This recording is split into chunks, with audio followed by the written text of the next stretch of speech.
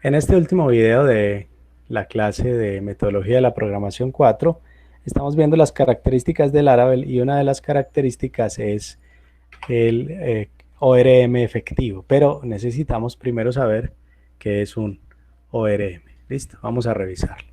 Entonces, ORM traduce, o bueno, es un acrónimo de Object Relational Mapping. Listo, aquí está un dibujito muy interesante, aquí hay varios.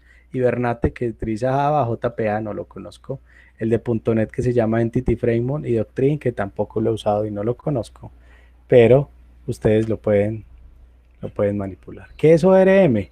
Simplemente es como intermediario entre la base de datos y la aplicación web. Listo, entonces ORM, el ORM o el framework ORM se encarga de ser ese intermediario entre la base de datos y la aplicación web. Pero vamos a mirar qué es exactamente. Entonces, en el desarrollo de una aplicación suelen estar involucradas dos entidades diferentes. El código que mueve la aplicación y la otra, los datos que se manejan. Listo. La traducción es mapeo objeto relacional. Eso es lo que se traduce de esto. Ayudan a hacer la transición del lenguaje orientado a objetos a la base de datos que se utilice. Es como es ese componente que ayuda a hacer esa transición. ¿Listo?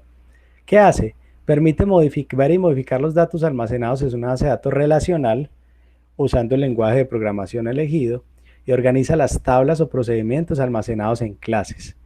Por lo que en vez de utilizar consultas SQL para comunicarse con la base de datos, se utilizan métodos y propiedades de los objetos. Entonces lo que yo hago es tomar la base de datos o la información de la base de datos para manipularla desde el programa y en el programa la manipulo a través de clases u objetos. ¿Listo? Muy parecido a lo que yo hice en el ejemplo de videotienda. Muy parecido, no exactamente igual. Entonces ya no vamos a hacer insert select ni nada de eso, sino que los construimos y luego en el programa solo vamos a manejar métodos y propiedades de objetos. ¿Listo? Entonces la característica más fácil, más importante es el mapeo. ¿Qué hace? Es para poder guardar los objetos en la base de datos. Entonces manipulamos siempre un objeto y al final se guarda toda la información en la base de datos. ¿Listo? Entonces, ¿qué se hace? Un objeto o una clase se relaciona con una o más tablas y sus campos en la base de datos. ¿Qué hace el ORM? Usa la información de esta relación para gestionar el proceso de conversión de tablas a objetos. Entonces, ojo, ¿qué es lo que hacemos? Pasamos la información de las tablas y las metemos en objetos. Eso es lo que hace el ORM. Y para guardar hace lo contrario. Viceversa, genera las consultas SQL para que la base de datos relacional gestione el CRUD. Los muchachos que están viendo bases de datos, ¿qué es el CRUD? ¿Se acuerdan qué es eso? El paradigma de la programación, los 4 paradigmas de la programación. Gracias, Crear, señor que está prever. viendo bases de datos. Entonces, ventajas del uso del ORM. ¿Listo? Entonces, ojo, la clave del ORM, convertir las tablas y meter la información en objetos, y cuando voy a guardar la información, las guardo con consultas SQL haciendo C de create para crear algo, para insertar, R de leer para hacer el select update, que es actualizar, y D de delete. ¿Listo? ¿Qué ventajas? Pues se encargan de gestionar la conversión de los date y los times, se encarga de hacer el trabajo pesado, brinda seguridad en algunos aspectos para evitar ataques de inyección de SQL, como los que de pronto vimos un poquito antes, para hacer consultas complejas, o el ORM simplemente brindan extensiones para escribir SQL nativo, generan el código, pueden mejorar la velocidad de desarrollo, obviamente. Cuando el esquema de la base de datos no se encuentra maduro, uno puede ir desarrollando todo dentro de los objetos y después se hace bien la base de datos. Sí, porque es muy consulto reescribir una consulta cada vez que se introduce una modificación en el esquema. Entonces yo puedo ir construyendo sobre los objetos, aunque no tenga todavía las consultas. ¿Listo?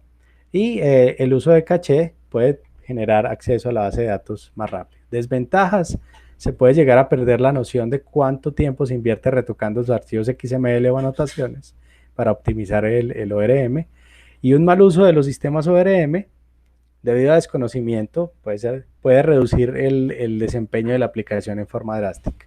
Listo, todo depende del programador y de la optimización del uso. Agregar una capa más que se encarga de abstraer al programador del acceso a los datos, obviamente hace mayor complejidad y puede que sea latencia. Estamos agregando una capita más. ¿Listo? ¿Cuándo sí utilizar ORMs?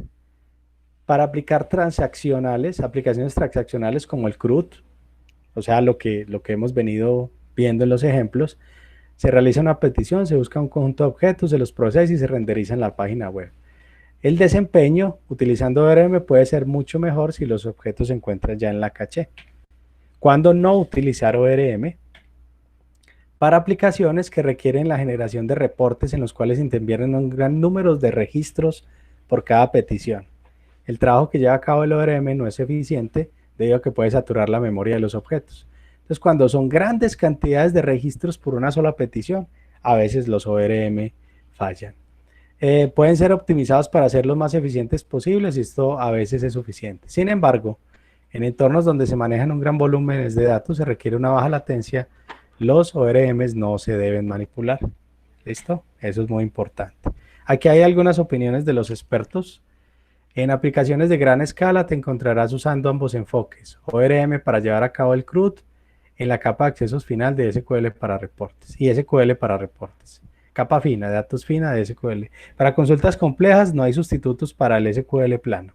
Existen algunas consultas en JPA, no son posibles. Entonces lo que están diciendo es que algunas veces utilizar el ORM y algunas veces ustedes mismos construir desde abajo los SQL, ¿sí? Bueno, les dejo este archivito para que lo lean. Sí, aquí hay algunos muy conocidos. El Hibernate, el Entity From, el Doctrine que es de PHP, no lo conozco. SQL, Akemi, Python y Active Record. Laravel trae su propio ORM. Lo hicieron ellos desde cero. Es decir, no se basa en este ni en ningún otro, sino que lo traen ellos mismos lo construyeron. Que hay algunas características de algunos, ¿sí?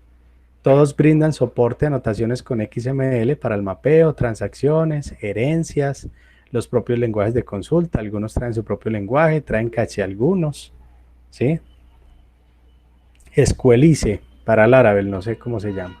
Aquí está Hibernate, no voy a profundizar en Hibernate. Aquí está el lado.NET Entity Framework. Doctrine para PHP, que es un ORM que se sitúa encima de la base de datos. Y hasta ahí hemos llegado. En resumen, este es el resumen, muchachos. ORM es el encargado de establecer la comunicación entre la base de datos y la aplicación. Básicamente lo que hace es una base de datos orientada a objetos en una base de datos relacional. Es decir, yo transformo lo que hay en la base de datos, lo meto en clases y en el programa que yo utilizo lo voy a empezar a utilizar a partir de clases. ¿Listo? Eso es todo lo que sucede. ¿Alguna duda hasta ahí, muchachos? Hasta ahí la teoría. Dentro de 8 días seguimos viendo más sobre Framework Laravel. ¿Alguna duda? Para que puedan ya ir a descansar. ¿Alguna duda? Si tienen dudas del taller me avisan, muchachos. Yo les colaboro. Menos el domingo. Listo, profe. Bueno. ¿Alguien más, muchachos? ¿Alguna duda? No, yo creo que muchas gracias.